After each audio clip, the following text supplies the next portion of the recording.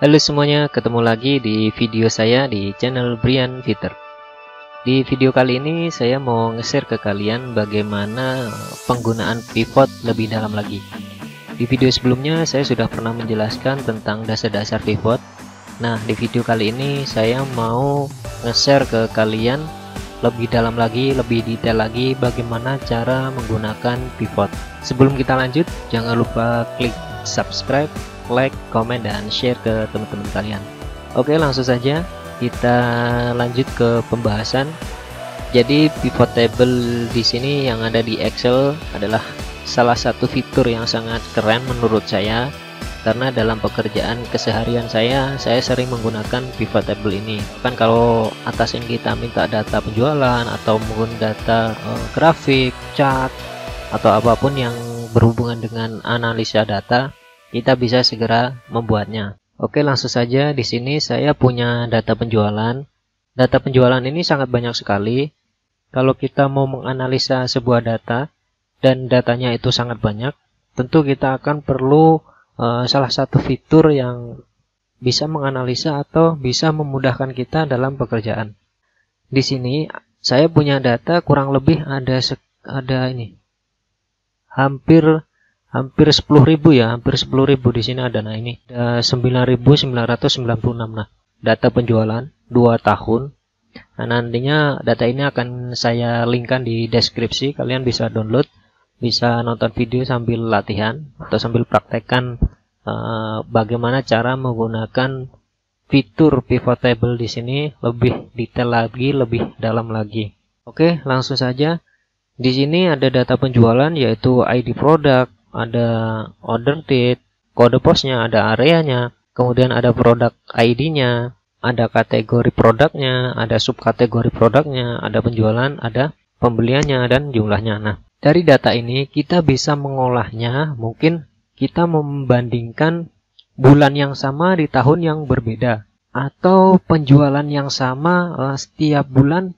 Misalkan di sini kita mau melihat furniture ini penjualannya setiap bulan bagaimana, mau naik atau turun. Nah, kita bisa membuat analisa dengan menggunakan pivot table. Oke, langkah yang pertama untuk membuat pivot table adalah kita custom dulu dalam bentuk tabel, yaitu di insert, di sini insert. Nah, ini klik tabel. Nah, sehingga ketika kita membuat pivot table, kita bisa klik sembarang arah, yang penting ada di kolom sini. Misalkan di sini atau dimanapun kita bisa buat pivot table. Ini saya undo dulu. Kalau format data kalian masih mentah seperti ini, belum dalam bentuk tabel, kalian harus blok semua data ini. Misalkan ditaruh sini, kemudian kalian Ctrl A. Jadi semua data harus diblok dulu, baru kalian bisa insert table pivot. Oke, langsung saja di sini insert pivot table. Selain kalian bisa melewat sini, lewat menu-menu yang ada di sini, kalian juga bisa menggunakan shortcut. Bisa kalian tekan Alt, kemudian tekan N, kemudian tekan V. Ini adalah langkah awal untuk membuat pivot. Selanjutnya, kita bisa memilih New Worksheet atau Existing Worksheet. New Worksheet di sini nantinya akan dibukakan sheet baru untuk membuat pivot table. Atau Existing Worksheet, kalian akan membuat pivot table di sheet yang ada di sini. Jadi di sheet satu sheet dengan data mentahnya. Kalau dalam pekerjaan saya biasanya menggunakan New Worksheet karena biar tampilan pivot table-nya itu secara utuh di luar dari sheet data mentahnya. Oke, dari sini kita pilih New Worksheet, kita klik OK. Nah, ini adalah salah satu tampilan dari pivot table. Oke, kita kasih nama dulu di sini, pivot table. Nah, yang pertama yang mau saya bagikan adalah di sini di pivot table field. Di dalam pivot table sini sudah ada judul-judul yang tadinya ada di data mentah. Nah, tadinya ada di sini nih ini. Nah, ini order ID, judul-judul yang ada di sini ini sudah masuk ke pivot table fields. Jadi kita tinggal milih nanti. Kita mau data itu kita buat seperti apa, nanti kita tinggal memilih. Nah, di bawahnya di sini ada filter, kemudian ada column, ada rows, kemudian ada value. Nah, filter di sini nantinya bisa buat filter tahun, tanggal, bulan, atau bisa filter kategori produk.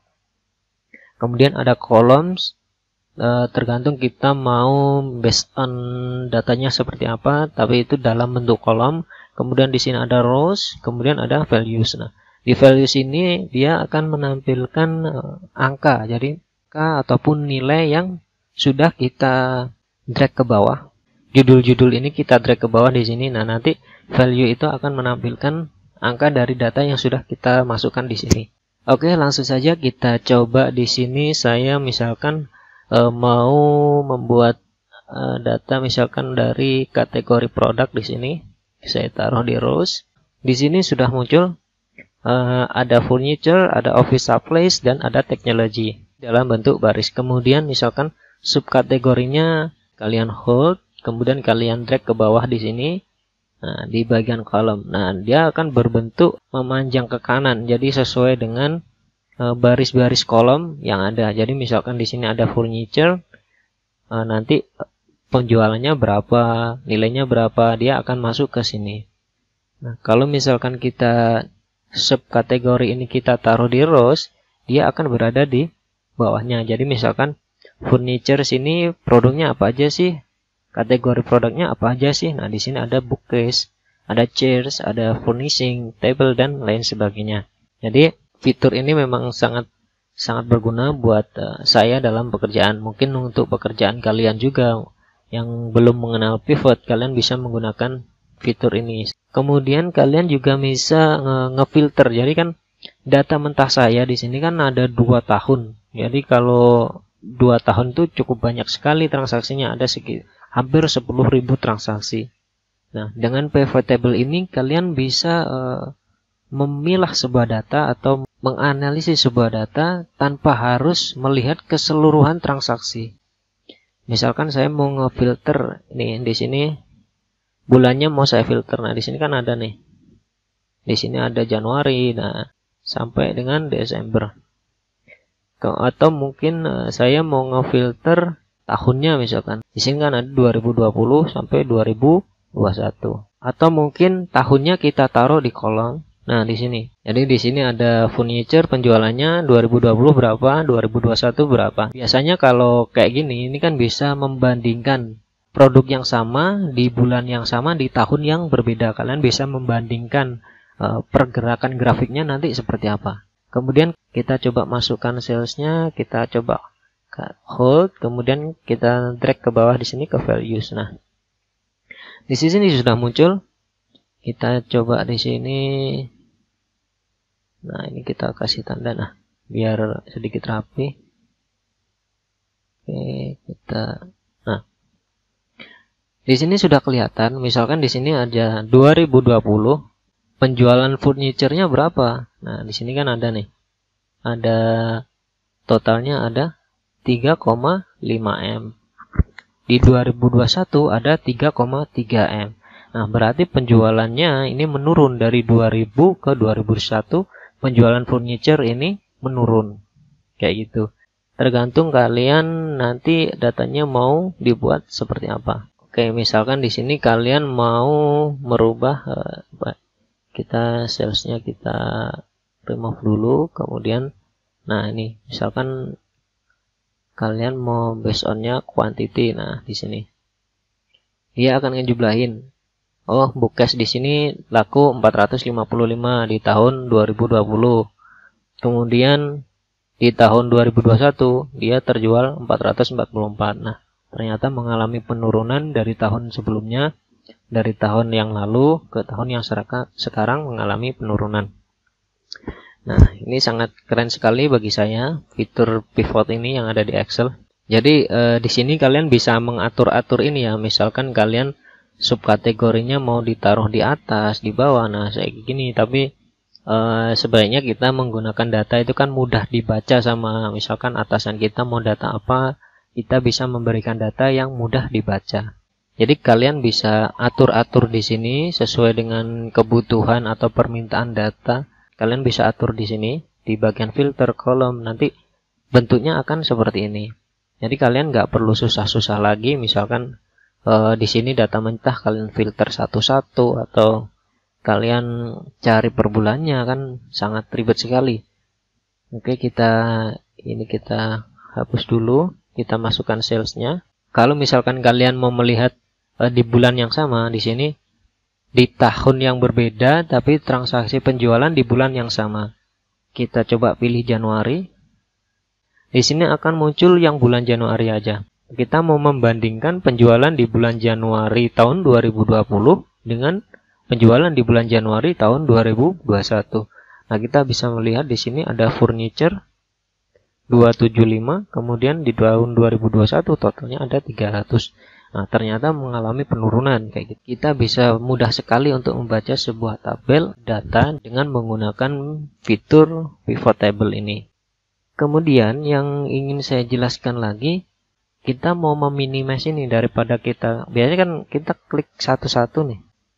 Karena ini cuma 3 mungkin gampang ya, tapi kalau kategorinya banyak sekali, ini kan akan lama membuatnya. Nah, kita mau coba di sini, kita coba expand dulu.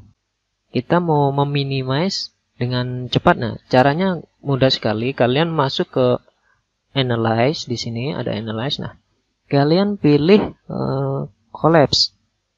Nah, dari data ini kalian pilih collapse. Nah ini collapse fields. Kalian klik di sini lah, dia langsung furniture, office supply, dan technology. Jadi dia langsung memunculkan nilai-nilai totalnya. Nah, uniknya lagi di pivot, dia langsung menjumlahkan angkanya. Jadi langsung ada grand totalnya. Kemudian kita mau ngembaliin lagi, kita tinggal pilih analyze lagi. Kita klik di sini, kita pilih analyze. Nah, di sini kita letakkan cursornya di sini, kemudian kita expand field. Dia langsung muncul seperti ini. Selanjutnya di pivot table kita juga bisa menghilangkan, ini kan ada grand total nih. Grand total di sini ada grand total, kemudian di sini juga ada grand total. Nah, kita mau menghilangkan grand total nih. Kita masuk ke sini ke desain, kita pilih grand total di sini. Kalian pilih kalian off kan yang ada di sini. Nah, dia akan hilang di sini grand totalnya. Atau mungkin hanya di kolom saja di sini. Nah, dia akan hilang bagian kolomnya di sini. Jadi kita akan melihat grand totalnya yang ada di sebelah sini saja. Nah, kemudian kalian juga mau misalkan saya nggak perlu subtotalnya nih, saya hanya perlu grand totalnya aja. Kalian juga bisa menghilangkannya di sini. Nah, kita klik di sini. Kalian pilih do not show subtotal. Nah, ini total keseluruhan tanpa ada subtotalnya. Di pivot table ini kalian juga bisa memasukkan rumus. Di sini adalah total penjualan selama 2 tahun. Biar gampangnya kita mau ngefilter tahunnya saja ya, biar yang muncul hanya 1 tahun saja. Ini kita coba, nah di sini kita mau filter tahunnya. Kita mau pakai data yang 2021. Nah, ini adalah penjualan tahun 2021. Kita masukkan dulu pembeliannya misalkan di sini. Nah, purchase-nya kita masukkan, kita hold, kemudian kita drag ke sini ke values. Nah, di sini ada penjualan, ada pembelian. Misalkan kita mau mencari keuntungan atau profit dari penjualan di tahun 2021. Nah, di sini sudah ada, misalkan di sini ada penjualan, ada pembelian. Nah, keuntungan itu kan penjualan dikurangi pembelian. Kalian juga bisa memasukkan rumusnya tanpa harus menambah di data mentah sini. Misalkan kalian buat di sini, kemudian sales dikurangi pembelian. Kalian nggak perlu masukkan rumus di data mentah. Kalian juga bisa masukkan langsung rumusnya di pivot table. Kalian klik di sini, kemudian kalian pilih analyze, kalian pilih field, item, and set di sini. Nah, setting di sini kalian pilih calculate field. Di nama sini ini adalah nama yang nantinya akan muncul di sebagai judul penjualan. Misalkan di sini kasih nama profit ya, profit. Nah, rumusnya di sini kita tinggal ketik, misalkan rumus profit itu kan penjualan dikurangi pembelian. Nah, kalian tinggal pilih di sini. Nah, ini penjualannya. Kemudian kalian insert it. Nah, ini kalian kurang ke minus, kemudian di purchase. Nah, insert field. Kemudian kalian add. Nah, di sini sudah muncul di sini. profitnya di sini tinggal muncul, kalian tinggal oke di sini di calculate-nya, kalian oke. Nah, di sini sudah muncul profitnya. Itu cara untuk memasukkan rumus. Salah satu fitur yang sangat berguna banget buat saya dalam pekerjaan saya. Jadi ketika atasan minta data apapun, saya bisa mengolahnya dengan pivot table ini. Kita hapus dulu ya kolom-kolom yang dari sini. Kita cuma mau pakai, misalkan kita cuma pakai sales, kita hapus dulu. Nah, diskonnya. Kita juga bisa nge-sort data itu dari, misalkan dari alphabetical, kita bisa sort A sampai Z, kita bisa sort seperti itu. Jadi caranya sangat gampang sekali. Jadi kalian klik di sini, kalian klik kanan, di sini ada sort, kalian bisa sort smallest to largest. Oke, sorry, ini kita biar nggak numpuk, kita pakai yang subkategori aja, kita tentang. Nah, jadi di tahun 2001 penjualan yang paling rendah itu adalah copier, kemudian mesin, kemudian ada bookcase, ada label, dan seterusnya. Kalian bisa urutkan seperti ini. Atau kalian bisa urutkan dari yang namanya, dari nama ini. Sesuai namanya, misalkan kalian sama tinggal klik kanan di sini, kemudian kalian pilih sort, kemudian kalian sort A to Z. Nah, di sini aksesoris. Itu adalah salah satu fitur yang sangat bermanfaat sekali. Kalian bisa nge-sort di sini sesuai alfabet dari A, B, C, dan seterusnya. Oke, saya undo dulu. Selain kalian bisa nge-sort data itu dari yang terkecil hingga terbesar, atau mungkin dari yang besar sampai yang terkecil, kalian juga bisa nge-ranking sebuah data. Jadi kalian misalkan di sini kategorinya dari beberapa kategori produk sini, produk apa sih yang paling laku terjual di tahun 2021. Nah, kalian klik di sini, kemudian klik kanan, pilih show value as di sini, largest to smallest. Nah, ini subkategorinya, rankingnya. Jadi yang paling banyak itu disumbang oleh Binder. Misalkan coba kita cek dulu, benar nggak Binder penjualan terbesar? 2.009.000, nah benar ya. Jadi kita bisa hanya menampilkan rankingnya saja. Nah, oke, kita coba di sini. Nah, kita bisa melihat penjualan dari produk apa sih di tahun 2001 itu yang paling laku terjual, yaitu di Binder. Atau kita mau kita sort. Di sini sudah muncul Binder adalah penjualan yang paling laku terjual. Jadi kalian nggak perlu ngerank di sini lagi. Di data mentahnya kalian tidak perlu membuat rumus lagi atau ngefilter di data mentahnya. Kalian cukup di sini. Di sini sudah ada kategorinya. Oh, penjualan terbesar di tahun 2021 adalah disumbangkan oleh Binder. Oke, ini kita undo. Itu yang keempat ya. Selanjutnya yang kelima. Yang kelima ini saya mau ngebagiin juga bagaimana caranya melihat prosentasenya. Jadi caranya gampang sekali. Kalian tinggal klik di sini, klik kanan, kemudian kita pilih show value as di sini. Kalian pilih yang persentase parent row total. Nah, di sini sudah muncul, ternyata aksesoris itu berkontribusi 11,54% dari total penjualan. Itu ya, Binder sini kan tadi yang rankingnya nomor 1, dia berkontribusi 19,44% dari total penjualan. Nah, misalkan kita mau mengurutkan lagi, kalian juga bisa pilih sort dari largest to smallest. Nah, ini ternyata dari produk ada berapa produk nih? Ada beberapa produk ini yang menyumbangkan penjualan paling besar adalah Binder kayak gitu. Atau mungkin kalian mau ngebandingkan penjualan Binder di tahun 2020 dengan 2021 itu prosentasenya besar mana? Nah, caranya kalian tinggal pindahin di sini. Di sini kan ada filter nih. Di filter, kalian pindah tahunnya ini ke kolom. Nah, di sini sudah muncul.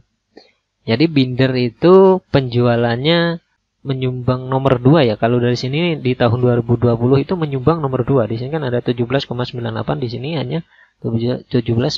Jadi menyumbang ke nomor 2. Tapi di tahun 2021 dia penyumbang yang pertama, yaitu 19,44%. Nah, kalau misalkan kita bandingkan tahun 2020 dengan 2021, Binder ini mengalami kenaikan dari 17 ke 19.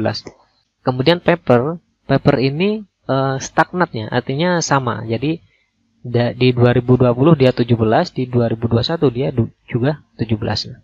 Itulah salah satu fitur yang paling gampang. Jadi kita bisa membandingkan data di bulan yang sama di tahun yang berbeda. Jadi kita bisa merencanakan di tahun 2022 nanti kira-kira penjualan apa nih yang perlu support lebih agar bisa mengalami kenaikan kayak gitu. Di sini kita hapus dulu, hasilnya kita masukkan lagi. Nah, dari sini sudah kelihatan sih sebenarnya.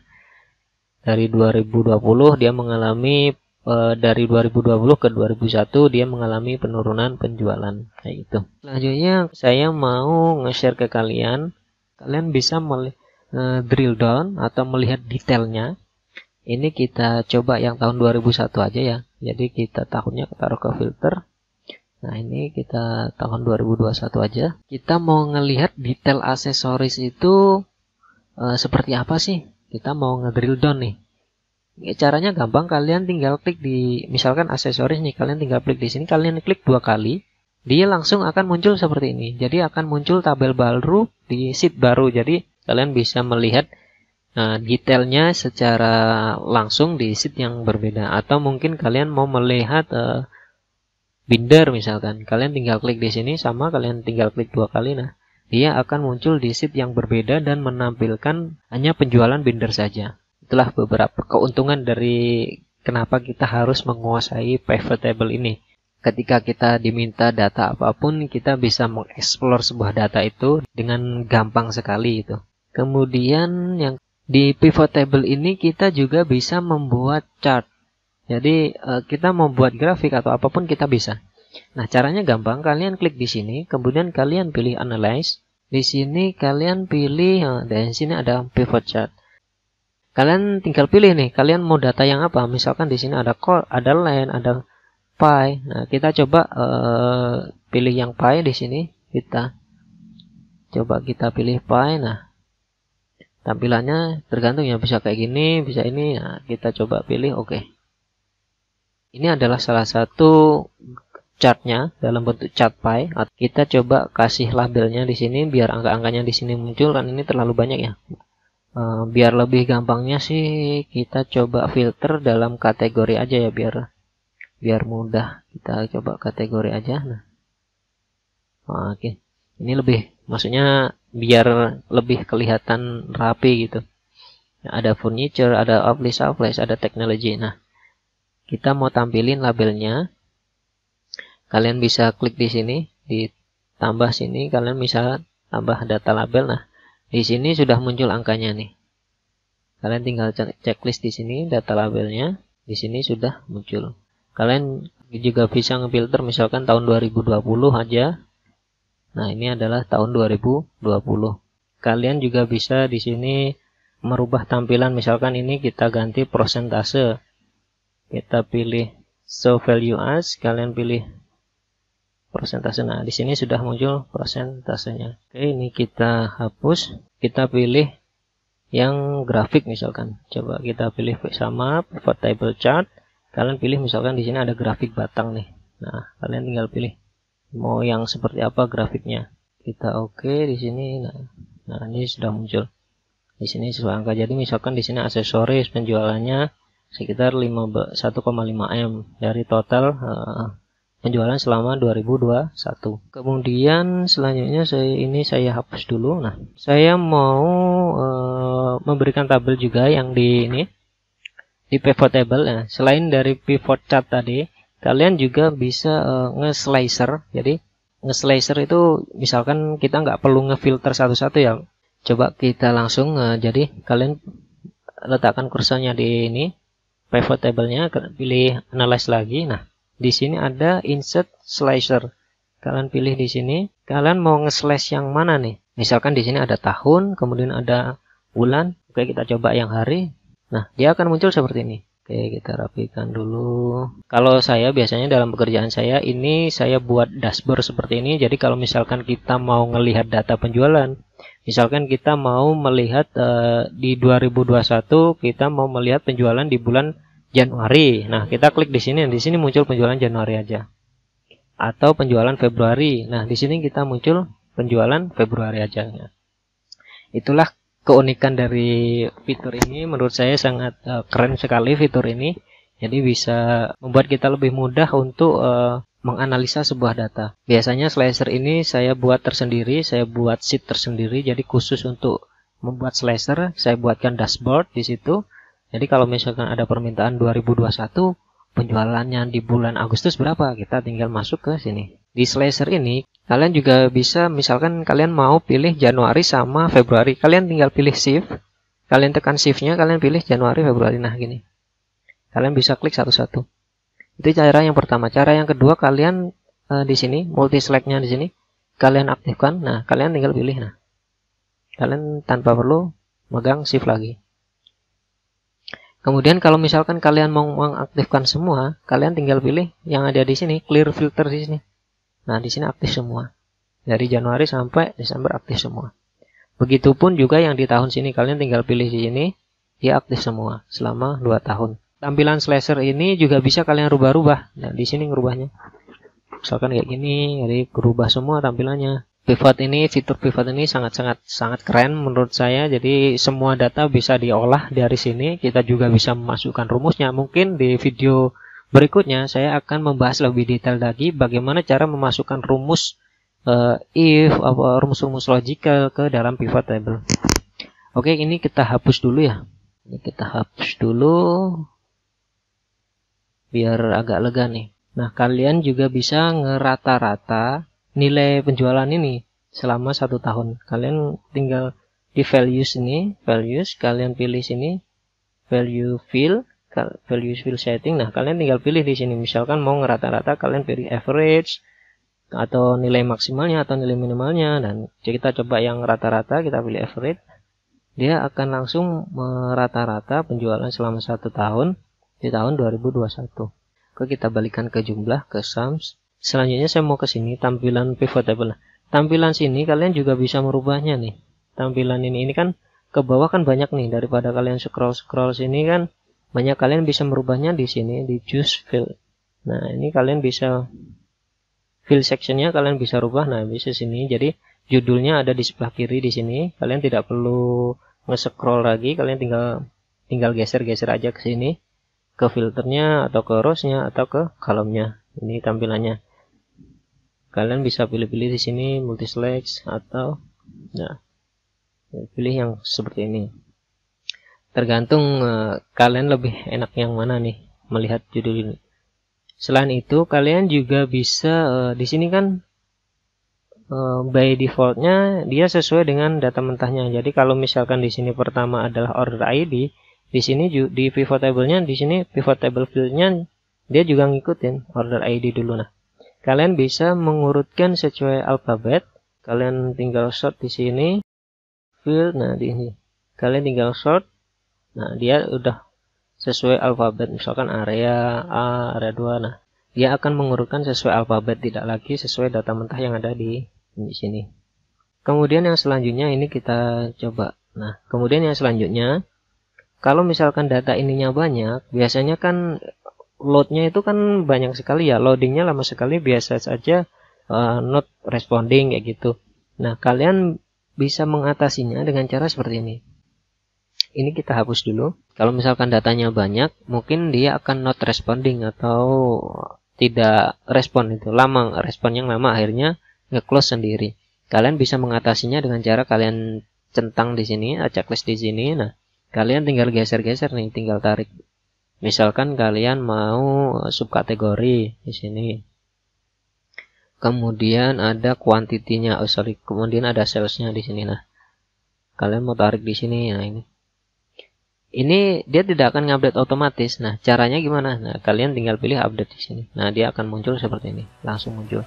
Jadi itu untuk mengatasi misalkan terjadi not responding. Jadi kalian klik di sini, dia biar kekumpul semua datanya kalian inginkan, baru muncul di layoutnya. Oke, itu saja tutorial dari saya terkait dengan pivot table. Mungkin di pertemuan berikutnya saya akan coba untuk menjelaskan bagaimana cara memasukkan rumus logical di pivot table.